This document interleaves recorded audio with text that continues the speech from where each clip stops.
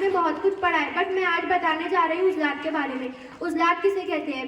انسان کے جسم میں گوشت کے چھوٹے چھوٹے ٹکڑے عضلات کہلاتے ہیں۔ اب ان عضلات کی بھی دو قسمیں ہوتی ہیں، نمبر 1 ارادی عضلات اور نمبر 2 غیر ارادی عضلات۔ اب ارادی عضلات کسے کہتے ہیں؟ ہاتھ سے کام کرنا، جیسے چلنا، کھانا کھانا، جیسے کام ہم اپنی مرضی سے کرتے ہیں۔ ان افعال میں استعمال ہونے والے عضلات کو ارادی عضلات کہتے ہیں۔ مثلاً ہاتھ پیر میں ارادی عضلات ہوتے ہیں۔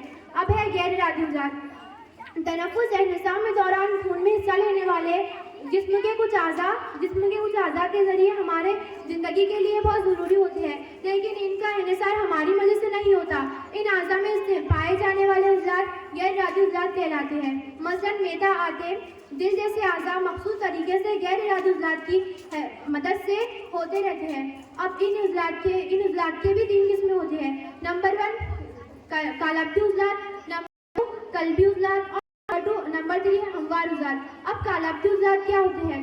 ان عضلات کے دونوں سرے مختلف ہڈیوں سے جڑے ہوتے ہیں، مثلاً ہاتھ پیر کے عضلات۔ ان کی حرکت ارادی ہوتی ہے۔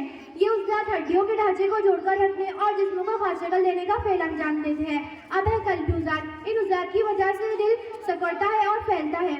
ان کی حرکت غیر ارادی ہوتی ہے۔ دل کے عضلات کی وجہ سے دل فی منٹ 70 بار سکڑتا ہے اور پھیلتا ہے۔ ہموار عضلات۔ جسم کے دوسرے اندرونی اعضاء میں یہ عضلات پائے جاتے ہیں، مثلاً معدہ، آنتیں، خون کی نالیاں، بیضیدان وغیرہ۔ ان کی حرکت غیر ارادی ہوتی ہے۔ یہ حرکت سست اور خود بخود ہونے والی ہے۔ اور ہمارے جسم میں کتنے عضلات پائے جاتے ہیں؟ انسان کے جسم میں 600 سے زیادہ عضلات پائے جاتے ہیں۔ بالغ و تندرست شخص کے جسم میں 40% وزن عضلات کا ہی ہوتا ہے۔